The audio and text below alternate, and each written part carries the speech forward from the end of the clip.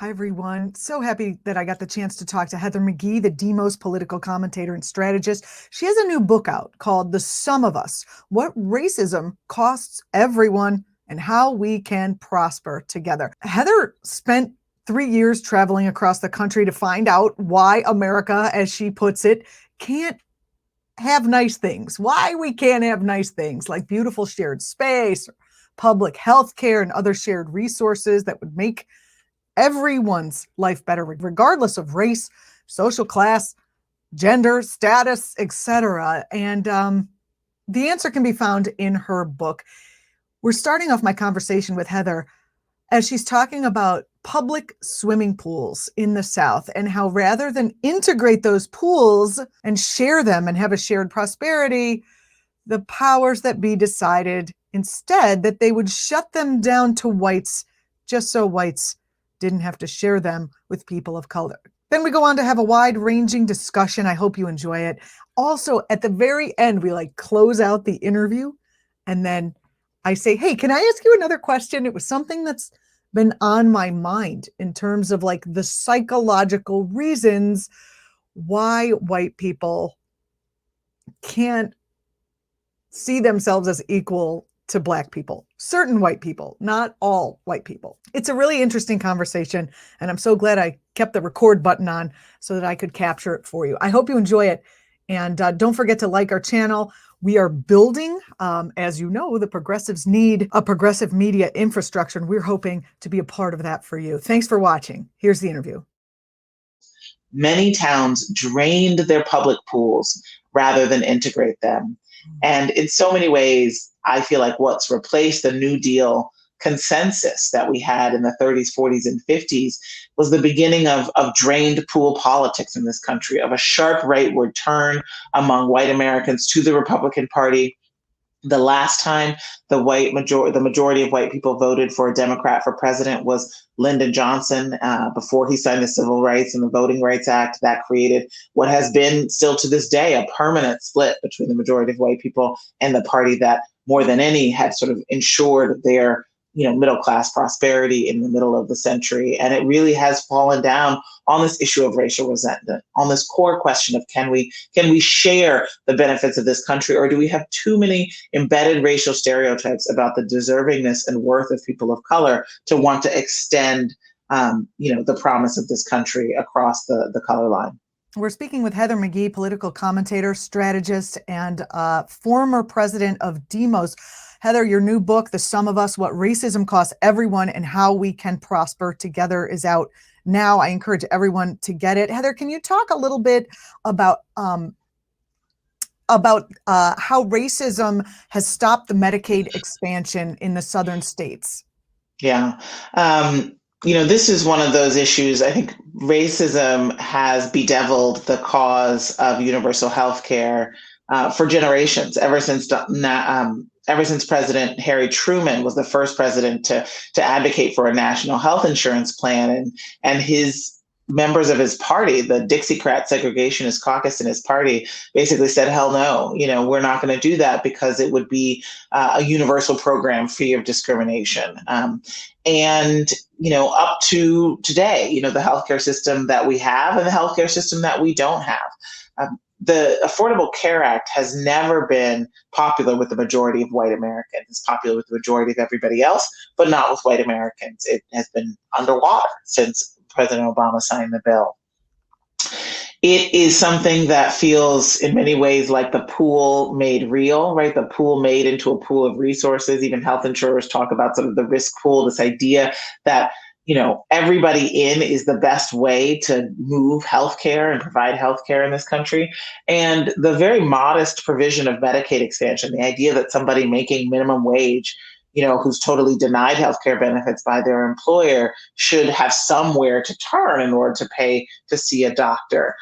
That idea is unpopular with the majority of white Americans, and it's particularly opposed in the American South. And that's why when the Supreme Court, on a states' rights theory that itself, has its own racist roots, decided to strike down the guarantee across all 50 states of Medicaid expansion, it was really a new sort of Mason-Dixon line that cropped up. Most of the states of the former Confederacy refused, and most of the states that were outside of it, went ahead and granted their citizens, their working class citizens of all races, the ability to afford to see a doctor. And I go to Texas in the book and talk to people who have suffered from rural hospital closures. Texas has the least insured population, the highest number of rural hospital closures. These are issues that disproportionately impact white, conservative, small town folks, and yet they're willing to go without because of this sort of knee-jerk opposition to something that is coded as racial, coded as Black, and therefore coded as something that they want to maintain a sense of distance and hierarchy above. I'm sure they're not thinking this through. Otherwise, they would have. Because if you think it through, it's very logical that everyone can benefit together. It just. Well, the allure, though, I have to say, Juliana, and a lot of times progressives who feel like, we know this, right? It's as obvious in your self-interest. Why are you voting against your self-interest? I try to make an empathic bridge in my book and try to help explain why it is that the allure of the feeling of status, the feeling of independence, the feeling of I don't need other people, I don't need the government, I'm better than other people, I can succeed the same way the white men, in the C-suites do, the same way Donald Trump, who's, this rich, successful man does. That feeling is as important, if not more important, to people and to everyone, right, than some material benefit, right? And I think we all need to recognize that the feeling we take as progressives from feeling like we're good people, feeling like we're on the right side of history, feeling like we are better than people who do stupid things in politics and are mean and cruel, that's a feeling that we prefer. And maybe if we are upper income, then we wouldn't mind giving up tens of thousands of dollars in taxes, to foregoing tax cuts in order to feed that feeling. So, we all have psychological interests and self-interests that are actually higher than our material interest. And it's just that this country has taught white Americans for generations that whiteness is the highest self-interest in many cases that they can have. It almost just stops you in your tracks in a certain way. Oh yeah, there's so many things I wanted to. How is what you're finding affecting our ability to deal with this pandemic? Yeah. Obviously, I started writing the book well before the pandemic began. I wanted to focus on healthcare and health insurance, and then, of course, in many ways, the most painful example of drained pool politics that we've seen, certainly in the past 50 years happened, which is the coronavirus pandemic. And I say that it's an example of drained pool politics because our abysmal, corrupt, incompetent, and cruel federal and in many cases state response to this pandemic has shown the limits of anti-government ideology, of the sort of corrupt, self-serving, way of governing, of the danger of putting people in government who hate government, of putting people in government who despise and degrade our people, particularly the most vulnerable people. It's shown how essential the work of people at the bottom of the racial and gender and class hierarchy are, right, with this newfound awareness about essential workers.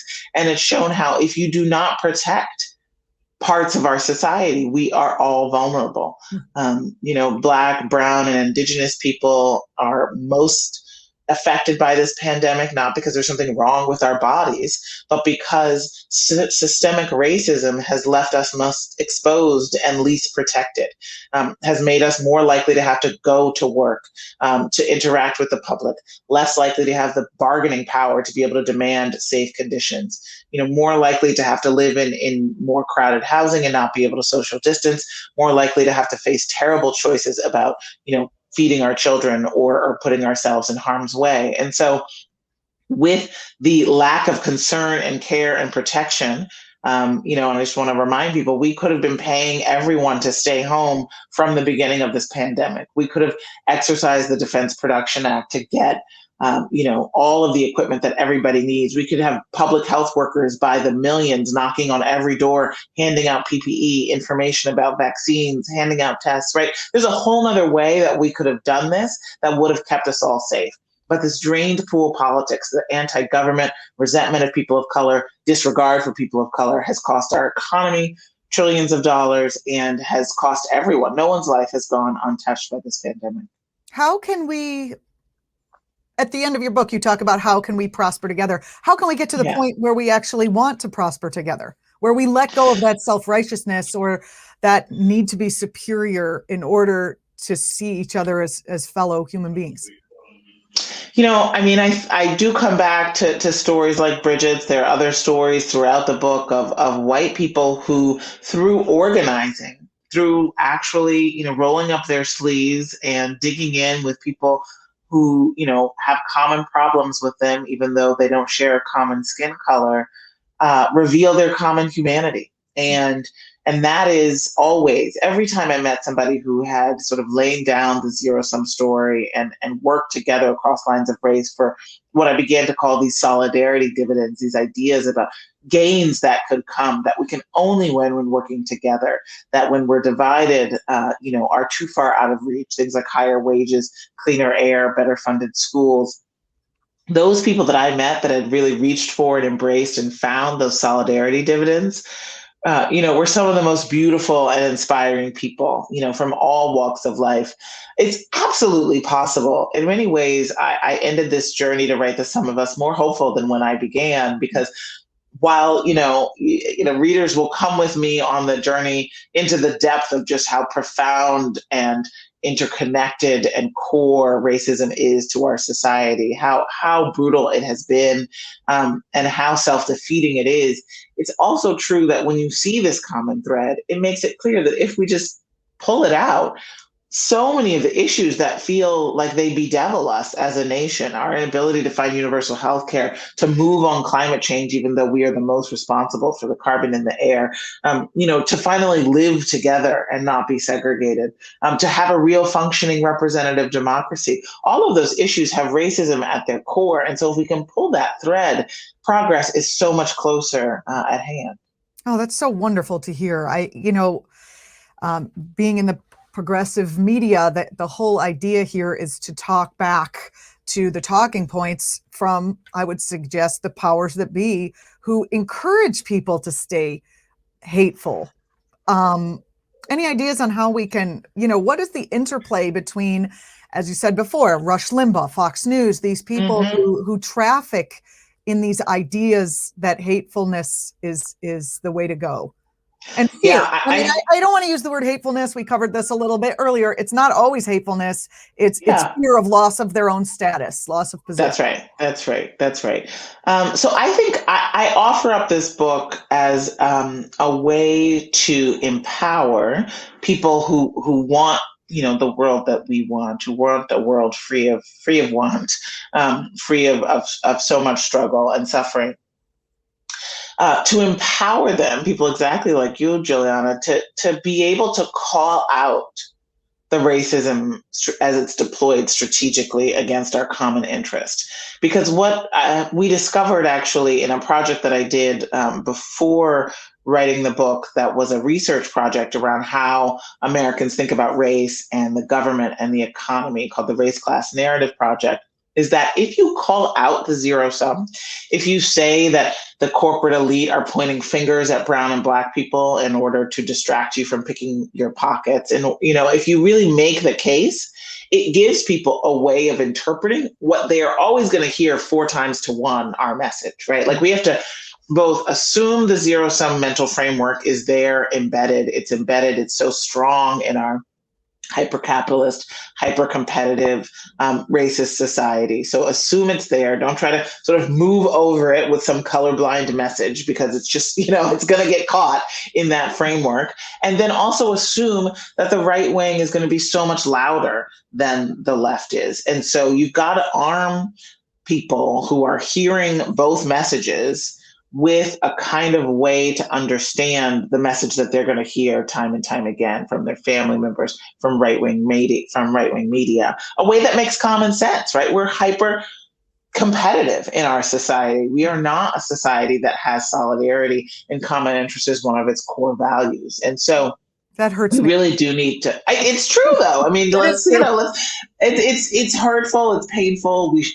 We, today, with just, record inequality, with the pandemic, with climate crisis, with what's going on in Texas, the examples of the costs of that zero sum and of the drain pool politics are quite manifest. And yet we need to offer people a way to understand what they're giving up for, what W.B. Du Bois called the wages of whiteness, that feeling of status that nonetheless, as Dr. King said, you can't eat Jim Crow. It's still not enough actually, to survive on, nor is it any way to run a country.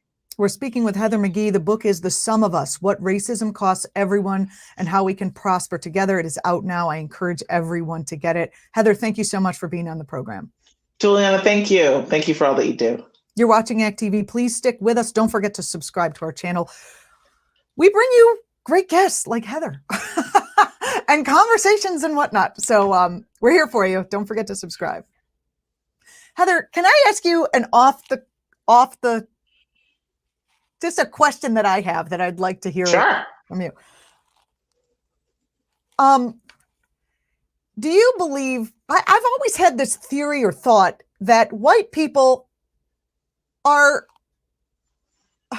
because I'm a psychotherapist, right? So white people are never going to say, okay, let's let Black people or people of color be our equals in some way. Let's let it go and do that, because they're afraid, because what they did, even if I didn't do it or my family came over in the Italian wave, what was done to Black people, I think there's a giant fear that Black people, if they get in power, they're going to kill all the whites.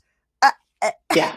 Am I making that up? Do you think? No, you're not making it up. It's really real. And it's part of the subterranean story, right? It's what the right wing says. It was a huge part of the Obama era narrative, right? When we had a Black man in office, the spike in racial resentment and fear and group status threat, went off the charts. And that's when you had people like Rush Limbaugh and Glenn Beck and all of that saying, this is comeuppance time, right? And there were, all of these images they'd like to show of like Black people beating up white people on school buses. And, it very much is at its core, the fear, right? That they know what it looks like to be a minority in America and they don't want to be a minority in America. Thankfully, Black people actually don't have a zero-sum worldview. We don't think that our progress has to come at the expense of white people. This is, we have not, and again, this is not like a biological thing that white people are just, meaner than Black people or something like that.